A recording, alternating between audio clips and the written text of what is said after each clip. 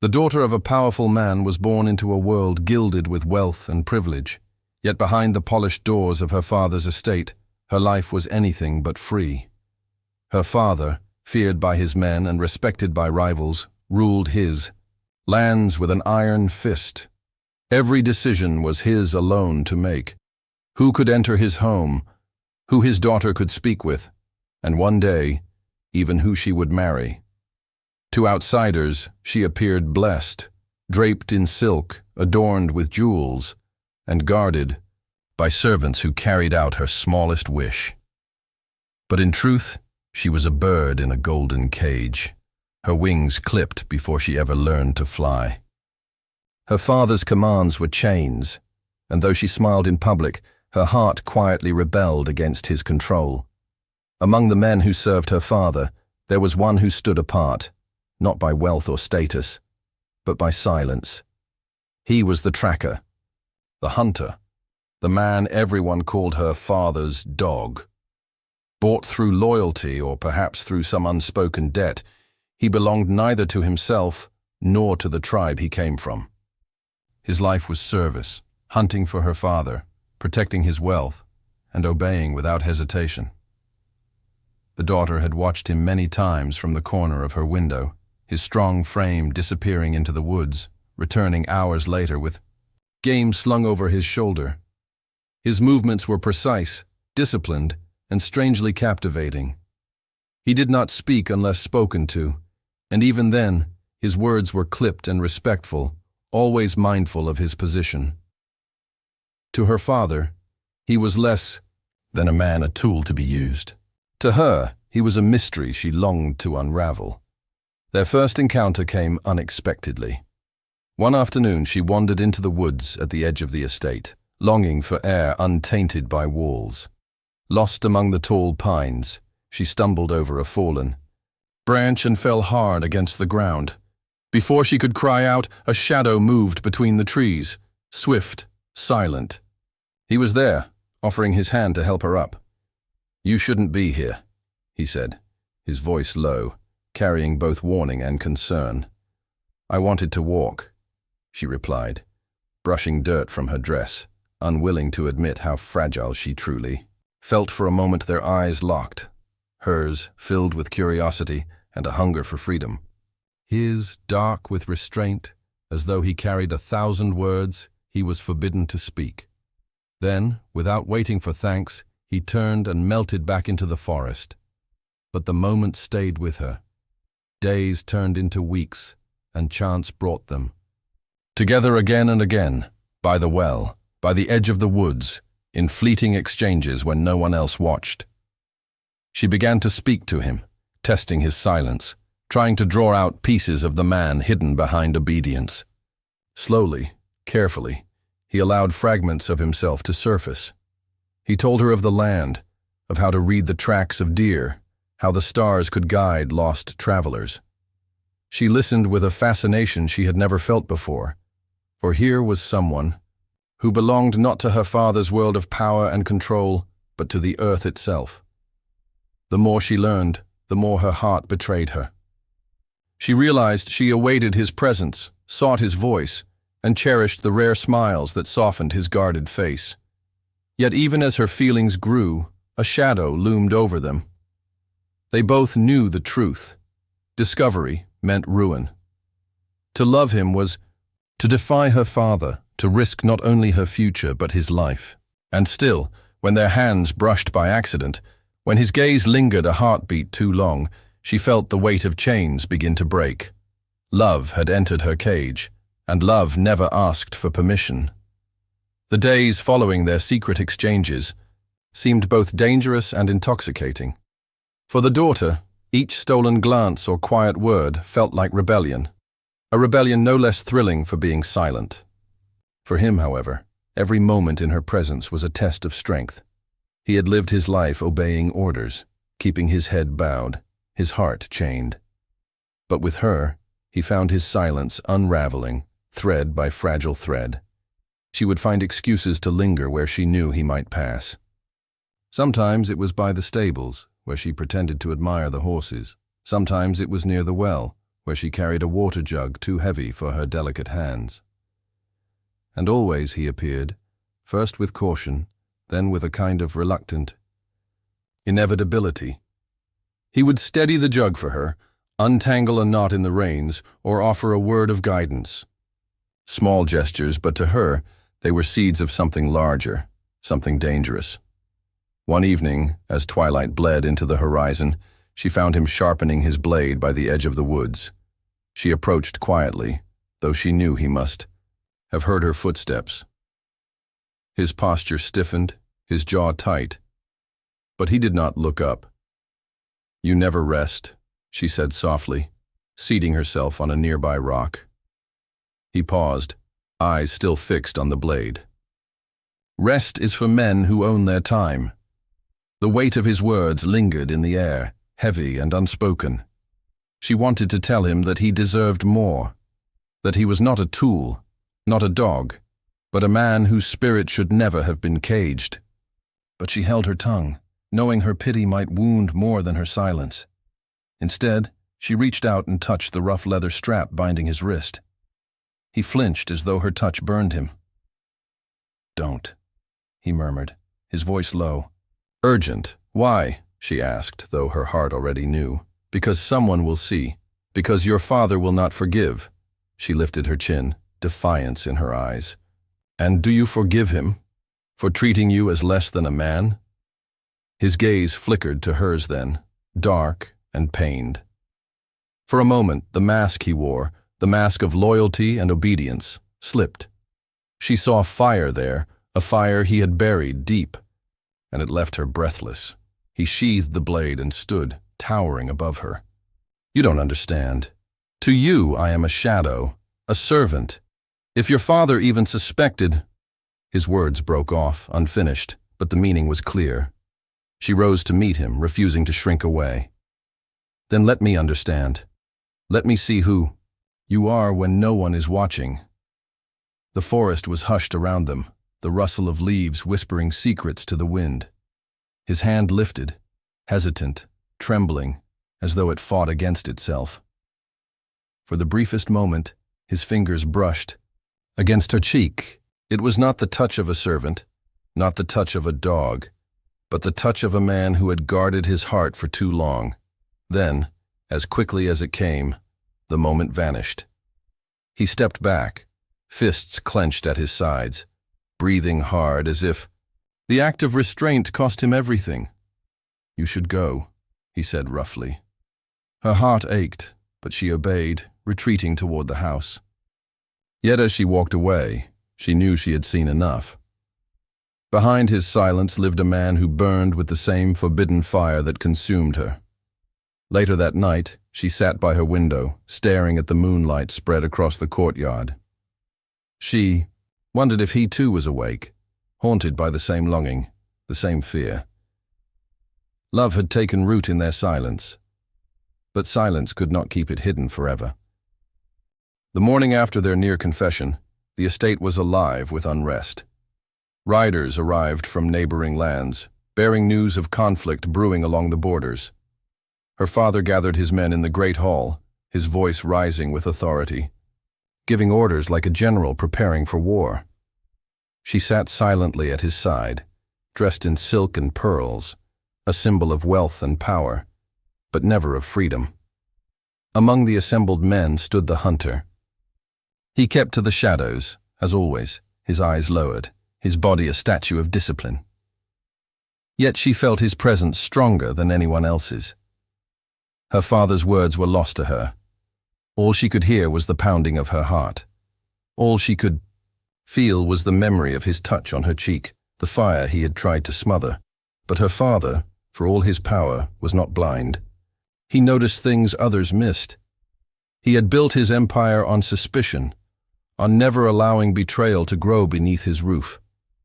That day, as he dismissed his men, his gaze lingered on his daughter. Then it shifted, subtly, dangerously, to the hunter. The Schwartz. Look was brief, but it froze her blood. Later in the courtyard, her father summoned the hunter alone. She watched from her chamber window, her breath caught in her throat. The hunter knelt before him, head bowed. Her father spoke in clipped, sharp tones, his hand occasionally gesturing toward the woods, then toward the house. She could not hear the words, but she saw the way the hunter's shoulders stiffened, the way his fists tightened against the ground. When at last the hunter rose, his face was impassive, but his eyes, just for an instant, lifted toward her window. A message passed between them without words. He suspects. That evening, she could not eat. Every bite tasted of ash, every glance from her father felt like a blade pressed against her throat. He said little at the table, yet his silence was more terrifying than his fury. She excused herself early, retreating to her chamber. But her thoughts were restless, torn between fear and defiance. As the moon climbed high, she heard a soft knock at her door. Her heart leapt. She hesitated only a moment before opening it. Stood there, shadows cloaking him, his face tense with urgency. "We cannot meet again," he whispered. Her chest tightened. "Because of him. Yes. He's watching. He's testing me." His voice was harsh, but beneath it was something else. Fear not for himself, but for her. She shook her head, tears burning her eyes. "Then let him watch. Let him see that I am not afraid." He caught her wrists, holding them firmly, yet gently, as if torn between pushing her away and pulling her close. "You don't understand. If he discovers even a whisper of this, it will be my life. He will not hesitate. To him, I am nothing but his hunting dog, loyal until I am no longer useful. And if you defy him, he will destroy you too." His words should have broken her spirit, but they only sharpened her resolve. "Then let him try. For the first time I feel alive. And I will not return to silence, not when I have found you." For a moment, neither moved. The air between them was heavy, charged with a truth neither could deny any longer. Slowly, as if surrendering to fate, he lowered his forehead to hers. Their breaths mingled, their silence more intimate than any words, but the fragile peace shattered. With a sudden sound, the creak of a floorboard down the hall, he pulled away instantly, retreating into the shadows. "Not here," he whispered. "Not now." The door closed softly behind him, leaving her trembling, her lips parted with words unsaid. She knew then that their secret could not remain hidden much longer. The cage was cracking, and her father's eyes were sharper than ever. The days that followed were filled with tension so thick it seemed to settle in every corner of the estate. The daughter moved carefully, aware now that her father's sharp eyes were watching her more closely than ever. The hunter too was on edge, his every movement measured, his loyalty tested not just by obedience, but by the dangerous bond that had formed between them. Her father, a man used to control, was not one to ignore subtle signs. He noticed the way she lingered near the edge of the woods, the slight hesitation in her eyes when she passed the hunter. He had always known that his daughter possessed a will of her own, but now he suspected something deeper, something that could undermine the power he had spent decades building. One morning he called her to his study. The room smelled of leather and old paper, and the sunlight streaming through the tall windows could not soften the oppressive atmosphere. She stepped inside, bowing her head, and found her father seated behind the massive oak desk, his gaze piercing through her like a blade. "Sit," he commanded. She obeyed, every instinct screaming at her to speak, to defend herself. But she knew better. His questions were tests, and any misstep could be fatal. "You've been wandering near." "The woods," he said, his voice calm but dangerous. "Tell me why." She hesitated, then chose honesty, but the truth carefully measured. "I needed air, Father. The estate feels confining." He studied her, his eyes narrowing. "You feel confined because you are not free. Freedom is earned, not given, and yet," his voice dropped slightly, "I have noticed your companion in the woods. The tracker." Her heart skipped a beat. The word tracker hung between them like a noose. She forced herself to remain still, to let his words pass without reaction. "I will not tolerate disobedience," he continued, "nor will I tolerate distraction." The emphasis on the last word was heavy, implying more than the casual meaning. She knew he was testing her, seeing if fear or loyalty would dictate her next move. Meanwhile, the hunter sensed the shift before it fully arrived. He had been ordered to patrol the outer lands that day, yet he lingered just out of sight, watching the manor from the edge of the woods. Every fiber of his being was alert, every instinct screaming that danger was near, not from outsiders, but from the very man who claimed to protect them both. Later that evening, under the guise of darkness, they met again in the woods. The moon was low, casting long, silver shadows across the forest floor. They did not speak at first, their hands brushing briefly as they passed through the underbrush. Each touch was a spark, a reminder that their bond had become unbreakable, even in the face of her father's scrutiny. "You should leave," he said finally, his voice tense, almost pleading. "He will find a way to separate us. And if he does—" "I am not afraid," she interrupted, her tone firm. "I would rather face him than live without you. We will not be broken by his rules." His jaw tightened, the weight of his loyalty warring with the fire in his heart. "I am bound to obey him," he said quietly, "but I will protect you, even if it costs me everything." A distant sound echoed through the trees, a horse approaching. They froze. The hunter motioned for her to stay back as a shadow appeared. Among the branches, one of her father's men, sent to watch, to report, to trap. It was clear now. The cage was no longer just her father's control. It was a battlefield, and they were both caught in the crossfire. She looked at him, fear mingled with determination. "Then we fight together." He nodded, silent but resolute. For the first time, the danger felt like a challenge rather than a threat. Their love, forbidden and fragile, had already begun to defy the rules that sought to destroy it. And so, in the shadow of the father's power, they began to plan. Not escape yet, but resistance. The cage was still there, but cracks had formed, and through those cracks, hope began to shine. The following days were heavy with unease. Every corner of the estate seemed alive with suspicion. Servants whispered in hushed tones, and her father's gaze lingered longer than before, sharp and calculating. The daughter felt the weight of his scrutiny pressing down, yet the hunter's presence nearby gave her a flicker of courage. They were both walking a dangerous line, and one misstep could unravel everything. Her father, cunning and patient, had begun setting subtle tests. One morning, he called the daughter to his study under the pretense of a lesson in estate management, a polite veneer for interrogation. He spoke calmly of alliances, neighboring lands, and responsibilities, but every question was a probe, designed to measure her loyalty and discern if her heart strayed elsewhere. "Your companion in the woods, he is skilled, yes?" he asked, leaning forward, his hands steepled. "But a skilled servant is not a companion.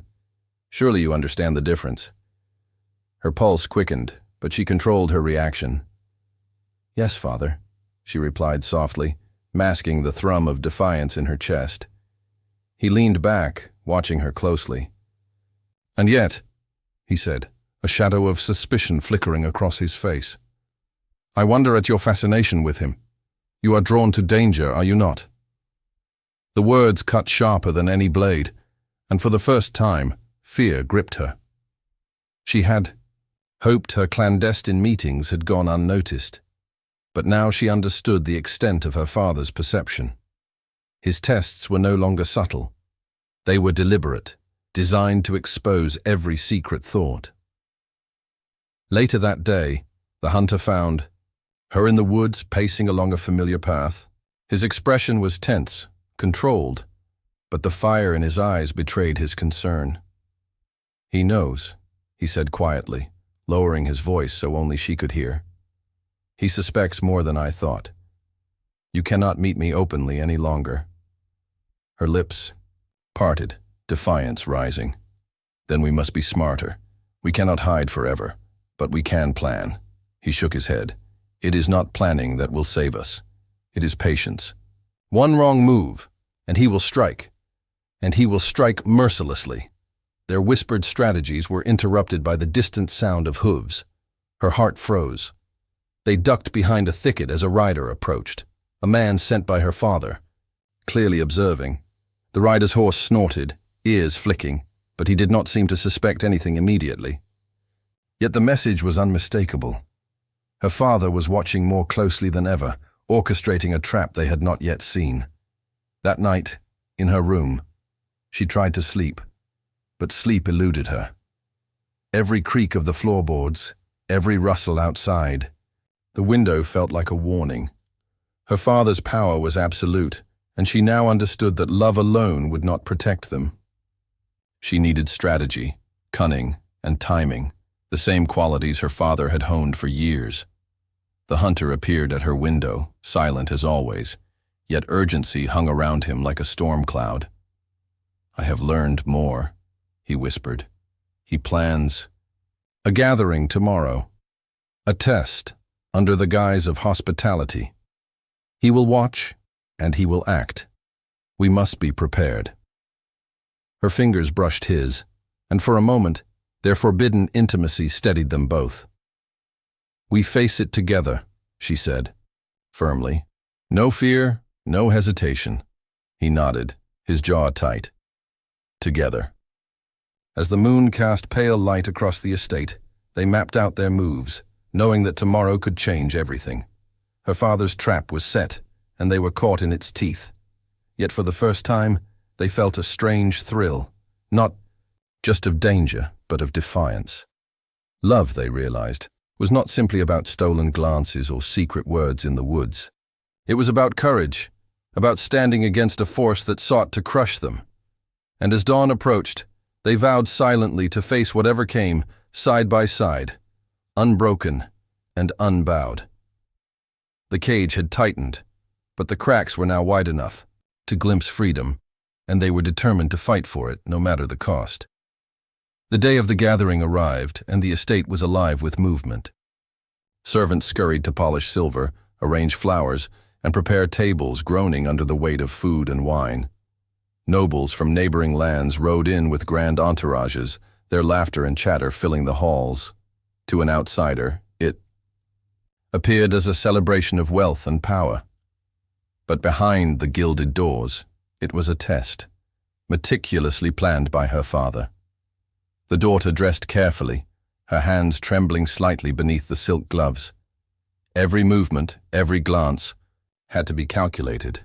She was aware that her father's eyes would follow her, that the hunter, hidden in plain sight, would be watching as well. Their plan was simple: stay discreet, avoid suspicion, and gather information on who might betray them. The hunter positioned himself near the edge of the courtyard, blending with the staff. He moved with the precision of a predator, eyes scanning the guests and the estate alike.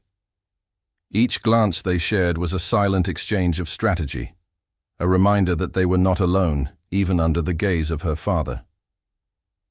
Her father appeared as the sun reached its zenith, his presence commanding immediate silence. The guests bowed and murmured polite greetings, yet she could feel the subtle tension radiating from him. He had planned this event not merely to impress allies, but to test her obedience, her loyalty, her capacity to conceal her emotions. He approached her and placed a hand lightly on her shoulder, his touch firm, possessive, and unmistakably scrutinizing. "Remember," he said quietly, "everything you do reflects on me. Choose carefully whom you trust, and whom you dismiss." She nodded, her pulse quickening. The warning was clear, yet she felt a surge of determination. This gathering, like everything else, would not break them. It would only make their bond stronger, forged in secrecy and defiance. As the guests mingled, conversations flowed like the wine. She moved carefully, speaking politely, keeping her distance from the hunter. Yet she could feel his eyes, watchful and protective, as he observed every corner of the estate. They exchanged subtle nods, tiny gestures invisible to anyone else, a language of shared survival. Suddenly a nobleman approached her, one with a reputation for prying into others' affairs. His questions were casual, almost innocuous, yet she could sense the scrutiny behind them. She answered carefully, deflecting his curiosity, maintaining composure. Meanwhile, her father observed silently from across the hall, his gaze occasionally flicking toward the hunter. He was watching more closely than ever, aware that the hunter's loyalty could be tested in a single moment of weakness. The daughter knew that if any sign of intimacy was revealed, her father would act immediately, and the consequences could be catastrophic. As the sun dipped lower, shadows stretched across the hall, and the hunter found an opportunity. He moved closer, staying just within her peripheral vision, passing her a small folded note beneath the edge of a table. It read simply, "Tonight, Woods, secret." Her heart leapt, and she tucked the note into her sleeve, nodding imperceptibly. They had survived the first stage of the trap, the public scrutiny. But the night would bring its own dangers. Her father, noticing her slight smile at nothing in particular, raised an eyebrow, suspicion flickering across his face. The daughter's chest tightened, yet she held her posture, her expression neutral. He would continue his watch, and they would continue theirs. As the gathering reached its height, she realized something vital. The cage was still there, yes, but with each careful move, each whispered note, each fleeting glance, they were bending the bars. The first confrontation was over, but the true test, the one that could reveal or destroy them, was yet to come. And in the quiet spaces between, the laughter and clinking of glasses, she felt it clearly. Love had become their rebellion. Night fell like a velvet curtain over the estate, casting long shadows across the manor and the surrounding forest. The daughter waited in her room, the note the hunter had passed during the gathering still warm in her hand. Her heart raced, not from fear alone, but from anticipation. Each moment spent apart felt heavier, every second without him a reminder of the chains her father's power had placed around her. She dressed quickly, pulling on dark, quiet clothing that would allow her to move unseen. Every step she took toward the woods was a careful negotiation with both fear and desire. Her father's estate, for all its grandeur, felt like a cage tightening around her chest. But in the forest, freedom awaited, along with the man who had come to mean everything to her. The hunter waited at a familiar spot, hidden in the shadows. His eyes, dark and alert, softened the instant they met hers. No words were necessary. The danger they faced made speech unnecessary, and silence had become their language. He extended a hand, and she took it without hesitation, feeling the warmth and strength that had drawn her to him from the beginning. They moved deeper into the forest, where moonlight filtered through the trees in silvery ribbons. Every crack of a branch, every rustle of leaves, set her nerves on edge.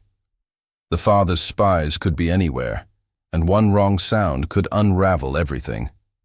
Yet in the midst of tension, there was also the electric thrill of defiance. He guided her to a small clearing, far enough from the estate that the faintest sounds of the manor were swallowed by the night. For the first time in days, they allowed themselves a moment to breathe. "You shouldn't be here," he said softly, though his tone carried no reprimand. "If your father discovers us—" "I know," she interrupted, her voice steady despite the fear. "But I cannot live in fear forever. Not when I've found you." His eyes searched hers, and for a long moment, the hunter's usual stoic mask faltered. He stepped closer, brushing a stray lock of hair from her face. "I have fought my life to obey," he admitted quietly, "but you make me want to break every rule." Their lips met in a brief, desperate kiss, a collision of longing and rebellion. Every second of their closeness was stolen, precious, and dangerous. The world beyond the forest, the wealth, the power, the threat of her father, vanished, leaving only the raw, unyielding pull between them. But their stolen moment was not to last. A twig snapped sharply in the distance, and both froze. The forest, once their sanctuary, suddenly felt like a trap. "They're close," he whispered, tension rolling through his body. "Your father knows more than we thought. We must move." They retreated deeper into the trees, hearts pounding in synchrony. Every rustle, every shadow was a potential enemy. He led her to a hidden path, one known only to him, carved over years of tracking and survival. As they paused to catch their breath, she realized the truth. Their love had moved beyond stolen moments. It had become a rebellion, a force powerful, enough to challenge even her father's iron will. And yet, with every step they took together, the danger grew. One misstep, one glance too many, and the father's wrath would descend like a storm. Finally, they reached a small stream, its waters glinting under the moon. Here, at last, they could speak freely. Plans were whispered, strategies discussed. They would not escape the estate that night, but they would prepare. And in that hidden glade, under the silver light of the moon, they understood the gravity of what they faced. Love had drawn them together, but it had also made them targets. The cage was still there, but the bars were bending. And the father, patient and cunning, would soon force them to choose between obedience and freedom. The next morning, the estate hummed with the usual activity, but beneath the surface, tension simmered like a coiled snake. Her father had discovered the missing time, the subtle glances, the fleeting smiles she had tried so carefully to hide. Every servant, every guard had become a potential witness, and the hunter, loyal but exposed, was walking a dangerous line. The daughter moved through the halls with careful precision, her expression calm, her steps measured. Yet inside, fear and defiance warred fiercely. She knew her father's next move would be decisive, and she dreaded the moment when his suspicion would crystallize into action. It came sooner than expected. At midday, the father summoned her to the main hall. The room, normally a place of formal receptions, was emptied of all but the two of them. The sunlight pouring through the high windows could not soften the tension that radiated from him. He stood tall, commanding and immovable, his eyes fixed on her with a piercing intensity that made her stomach clench. "You have been disobedient," he said calmly, though each word was edged with steel. "You wander where you should not. You linger where you should not. And your companion, the hunter, he has not followed my orders as he should." Her throat tightened, but she forced herself to remain composed. "Father, Silence," he interrupted, his voice slicing through the room like a blade. "I will not hear excuses. You will obey, and he will obey. This is your only chance to show loyalty. Any further defiance." He let the threat hang in the air, heavy and deadly. The hunter stepped forward, finally visible, his posture stiff with tension. "I serve you, always," he said, his voice steady, yet each word carried the weight of suppressed emotion. "But I will not harm her, not for your orders." Her father's eyes narrowed, fury flaring beneath his controlled exterior. "You dare?" "I dare," the hunter interrupted, his tone firm, unyielding. "Because she is not yours to control, and because my loyalty is to what is right, not to tyranny." A tense silence filled the room. The daughter felt her pulse hammering in her ears, her body trembling from adrenaline and fear. Her father, ever patient, studied the hunter, calculating the best way to break him. Yet in the hunter's unwavering gaze, he saw something he had not anticipated: defiance, courage, and a love strong enough to challenge his authority. "You would betray me?" the father demanded, his voice rising, echoing through the hall. For her, the hunter did not flinch. "Yes," For her. The daughter stepped closer, taking his hand. Father, I am not a possession. You cannot command my heart. You may try to control my life, but you cannot command love. Her father's face darkened, rage barely contained. He moved toward them, and the room seemed to shrink under the weight of his authority. But even as he raised his hand, the hunter and the daughter did not retreat. Together they stood firm, unbroken. For a moment the tension seemed unbearable, the storm about to break. Yet in that charged silence, something remarkable happened. Her father, despite his fury, recognized their courage, their unshakable bond.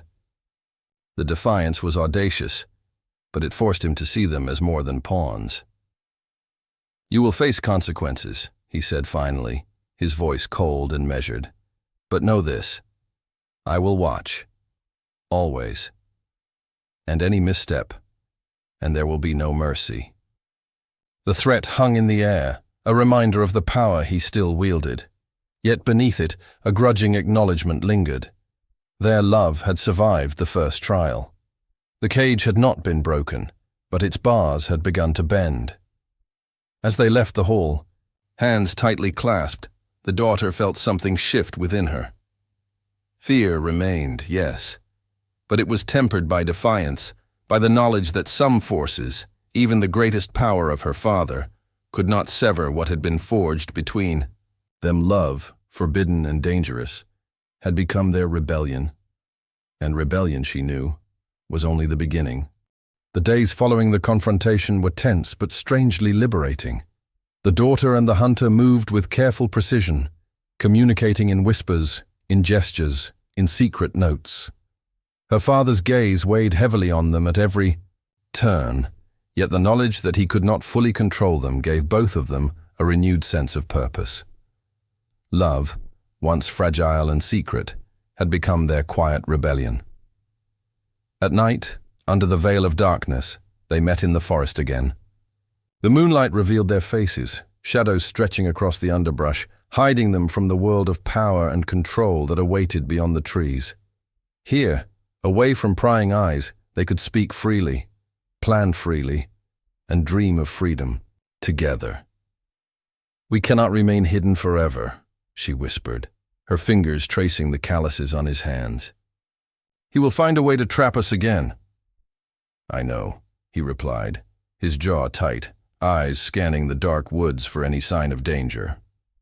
But if we plan carefully, we can create a path where he cannot follow, at least not easily. Their plan began simply: gather information, secure allies, and understand the estate's routines.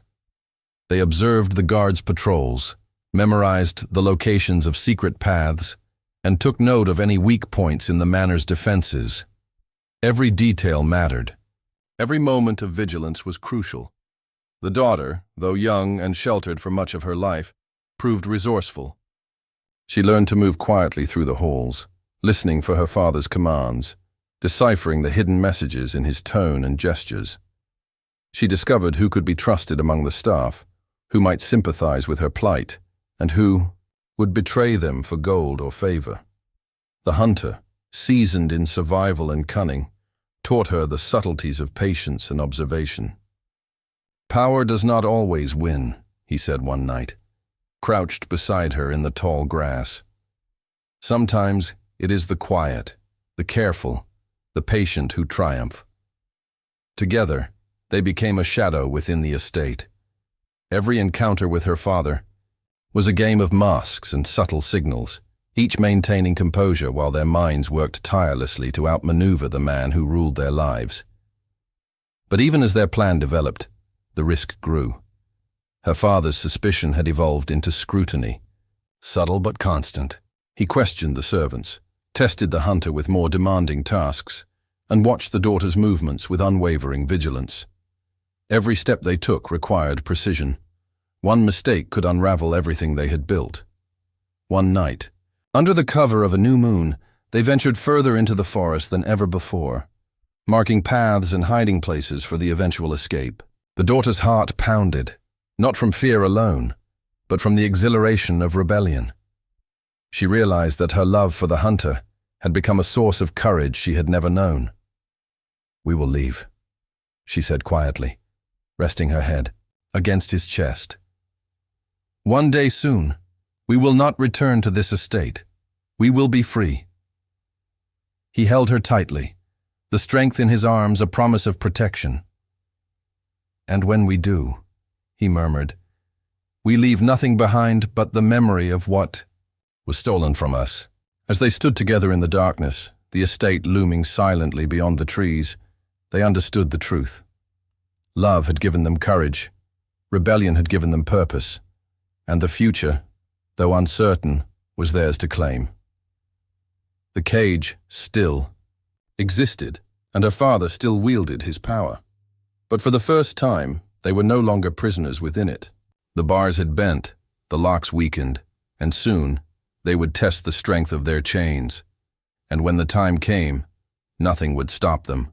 Not fear, not power, not even the man who had once controlled every corner of their lives. The night was moonless, the forest cloaked in shadow.